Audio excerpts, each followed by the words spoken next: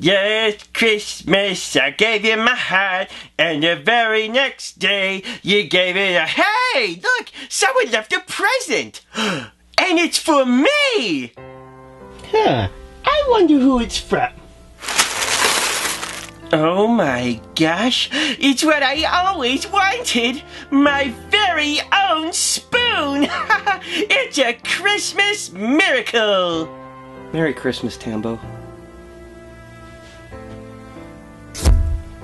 Whoa! Hey, that's even better! But how am I gonna eat my soup now? Oh. Looks like I got something. I wonder what it is.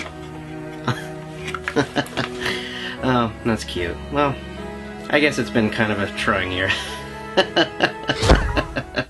Oh.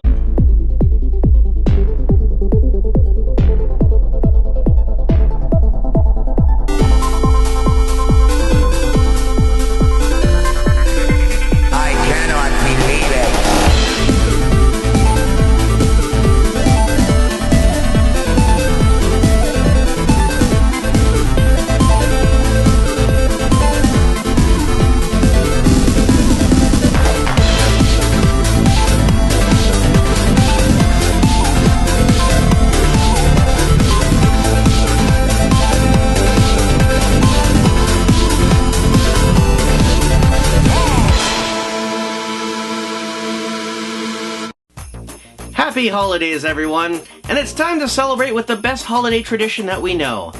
Have a nice hot cup of cocoa, sitting back in the warmth of your own home, and reminisce about all the dumb movies that are coming out in theaters this time of the year.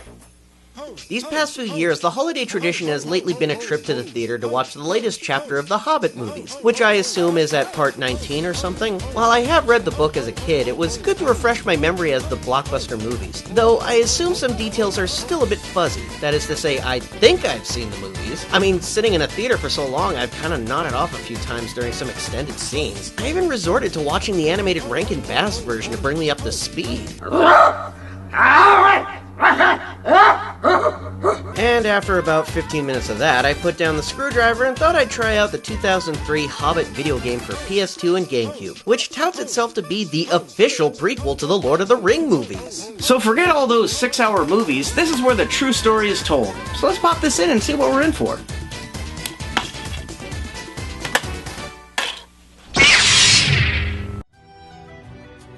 Right off the bat, despite being the official sequel to Lord of the Rings trilogy, you'll notice the style is slightly different.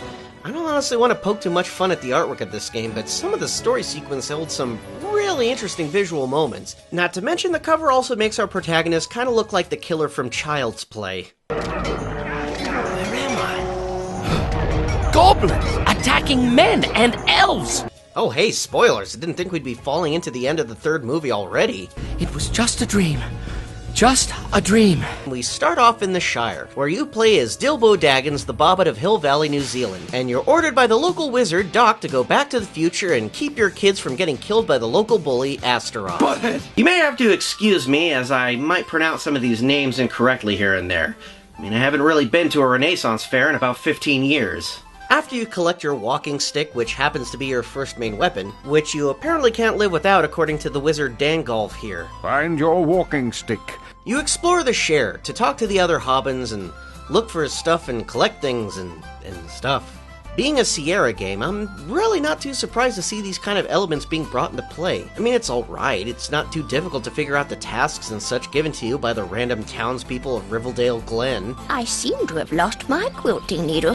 Fetch my butter churn, please. I'm hungry. I could fix it, but I'll need my hammer and nails. Okay, the bridge is clearly out, but I can totally walk across the river no problem. Look, it's only knee deep. The dwarves are right there. Really? I can't just jump over a fence? Ugh. I could fix it, but I'll need my hammer. Yeah, get used to this, folks. There will be a lot of needlessly necessary tasks in order to proceed. Despite the fact that there are optional ones, trust me, once you're done with the shear, this optional task icon is gonna mean jack. Scattered heard about are crystals known as courage points, which will be necessary to gain more health once you fill up the courage gauge. Think of this as your EXP for the rest of the game, as they will be necessary to gain more health and you're gonna need it. What's this? My pocket has sprouted a hole. Oh, my silver pennies must be scattered all over Hobbiton. There also seems to be a bunch of money lying around, which will be crucial since after every chapter, you'll head into a shop of some kind to buy off potions, antidotes, keys, and other things. Hey, Bilbo! Wanna play some hide and seek? I can't play right now, kids. You see, I'm in a hurry to— We'll go hide. You seek. Ready? Go! Alright, well, excuse me, Dumbledore. I gotta take a moment to play hide and seek with a bunch of furry-footed burrower children. The fate of the dwarves will just have to wait. Now, the further I've ventured into the game, the more I've begun to truly understand what makes this very difficult to play. It's not the controls. I mean, they could be a little awkward at times, and the camera will suddenly decide to throw you off during a complicated jump. And it's certainly not the lack of things to do. Heck, there's a ton to explore within each stage if you really want to start collecting all the courage points, coins, and treasure whatnot splayed across this medieval world. No, it's the save points. My god. These save points. Let me just display this scenario to you here. I went around the town collecting stuff, gathering as much money as I could, and even managed to clear some side quests. Then all of a sudden—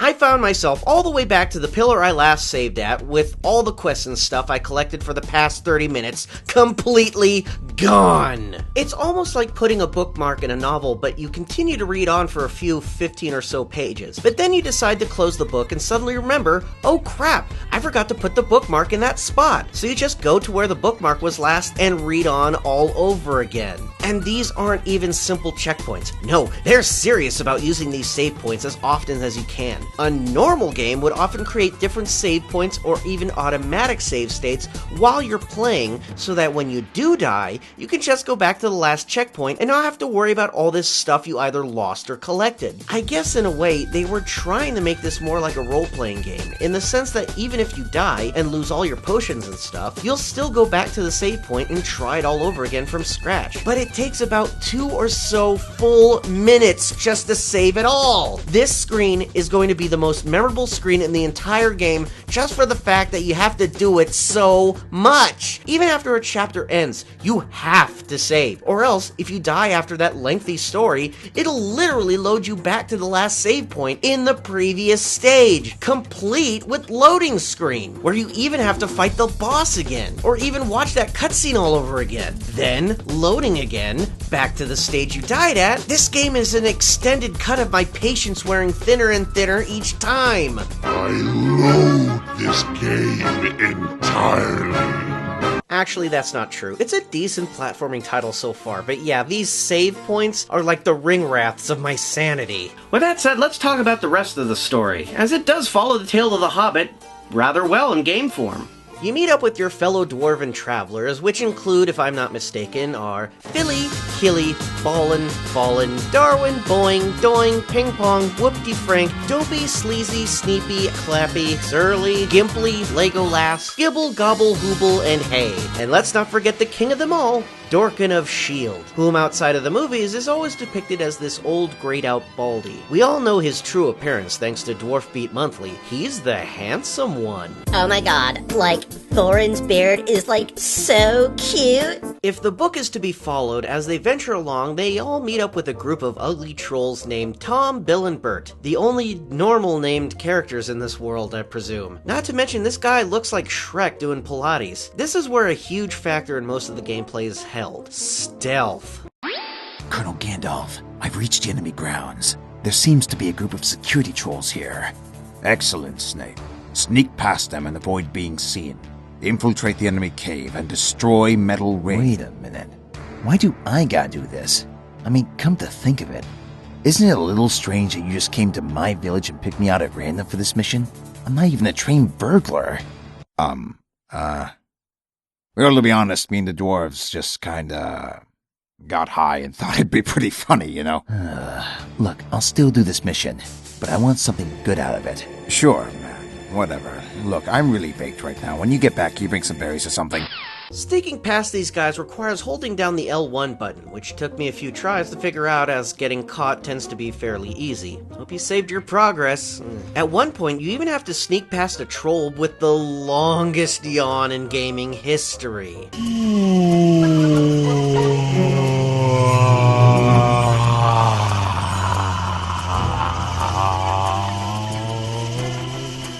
I can only imagine what this yawn would be like in the extended cut. Next is the Troll Caves, where you meet Liana. It's an elf. Oh, and she's hurt. Help me. Whom is neither in the books nor the movies. Yes, she was simply made for the game and this game only. Help me. Okay, well I guess if we're gonna take some creative liberties, it might as well be an elf, who accidentally got poisoned while venturing into a cave and is not awesome or badass in any way. Help me. And has to be helped by a hobbit with a walking stick. Good job. Speaking of extras, throughout your journeys, you'll run into treasure chests of all kinds, many of which need to be opened by a series of random timed button presses. This is where your keys will get in handy, because if you screw up, depending on the chest you get, can either poison you or hurt you just because you didn't do it correctly in time. Help me. Moving on, once you exit the caves, Bimbo Scuggins finds his main weapon of the game, the magical glowing sword simply known as Phil Collins. Oh, wait, is it Aerosmith? Sting! It's Sting. This is a Sting joke. See? Ah, crap, I ruined it. I'm sorry. Why don't you go help Boofer? Leave me alone. Man, these dwarves are useless. So unlike their movie counterparts. At least we get to see them actually fight and fend off enemies from time to time. Or like the animated counterparts that just keep getting captured and stuff. I guess that's closer to the book anyway. These next stages are a pain. Jumping off cliff to cliff while avoiding rock people throwing giant boulders. Then you go deep into a cave where you have to find stuff just to progress. Oh, and the goblin caves. I mean, they could make 2 movies on the goblin caves alone. The movies are starting to sound a little bit more of an easy sit-through. I mean, given all the tasks, the exploring, the sheer amount of extra platforming you have to trek, and the amount of times I have to save my state just to make sure I don't have to venture around for 5 hours again? Peter Jackson, man, please, have mercy. Baruch Hazard! Well, thankfully there isn't some sort of game element with the scene with Gollum. I mean, as much as I like the character, it's kinda hard to transition from hearing this Loses precious there is. to this to this.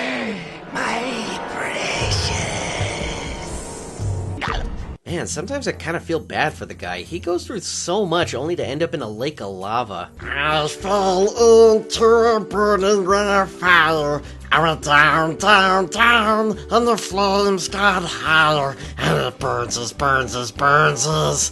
The ring of power. The ring of power. Anyway, now that you got the ring, adding a new element to the game, invisible stealth.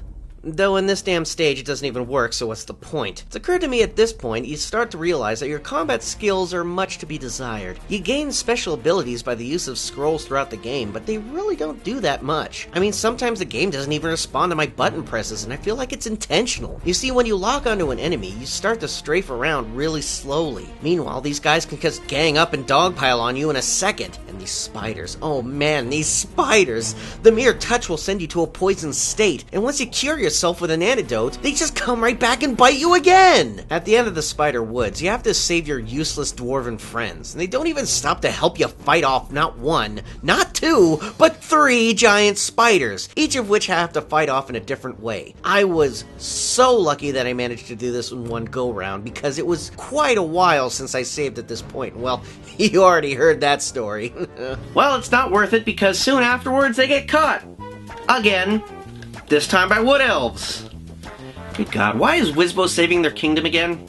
The Elf Kingdom is where the ring powers truly start to shine. You get to sneak past things easier, and it just takes forever to finish the stage because there's so much to do at once. But once I saved the dwarves, again, we barrel on over to the fishing town. You certainly are a curious-looking creature.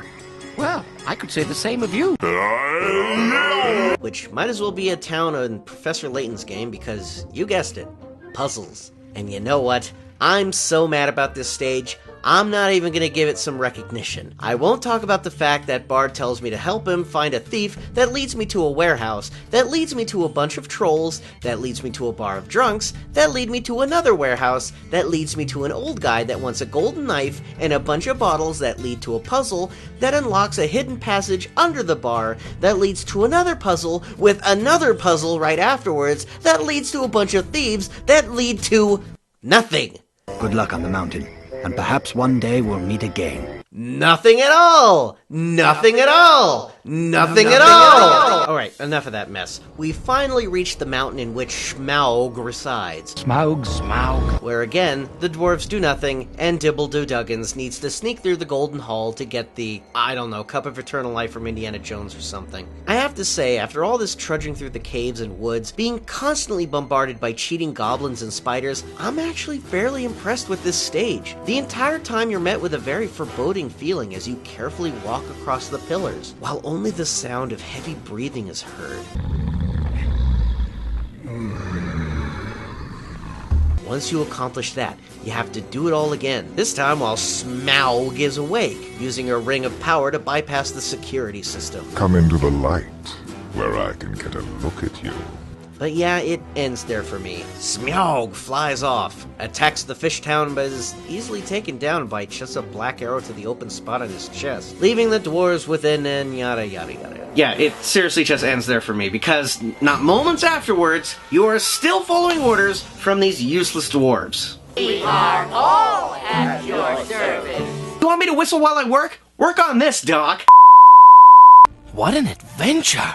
But you know, it's pretty much done anyway. I mean, I could end this entire game with an enormous 5-hour war scene like the movies will probably portray, but it pretty much just ends with, okay, spoilers. Everyone dies. Except Pill-Poo and Granddad, and they live. Oh, and Gimli, whatever. But yeah, that's The Hobbit. And you know what? The game is actually not that bad. And that's really hard for me to say because the only thing keeping it from actually being playable is the constant game-stopping save points. They seriously just ruined the entire experience. If maybe, just maybe, there were checkpoints instead, I would have recommended this. But yeah, that's about it. It's not at all a bad attempt at an adaptation of a beloved fairy tale, filled with its own fair share of memorable portions, and even a few additions that weren't in the book or movies. I like it for being its own thing, and not following much of the movie's style of visuals and storytelling that came out at around the same time. It's a shame, really. Now, I have been playing the PS2 version, but I can't really say for certain the GameCube or PC versions are any different. And if they are, heck, go to town. But as for me, I just want to wish you all a Merry Christmas, Happy Hanukkah, super excellent Kwanzaa, or whatever holiday that you may celebrate this year. Thank you so much for being a part of my life, as I really hope in some way that I've been a part of yours. So here's to the new year.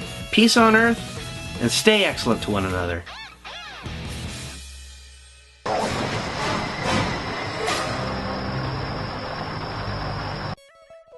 Thank you so much for watching. I wish you all a very Merry Christmas and Happy Holidays, and thank you for liking and subscribing. You're really helping me keep going. Helping spread my videos around does ensure more videos in the future. Check out some other videos and follow the links in the description below to see more electronic heroes. And make sure to check out the Patreon page to further help to support the show. See you next year.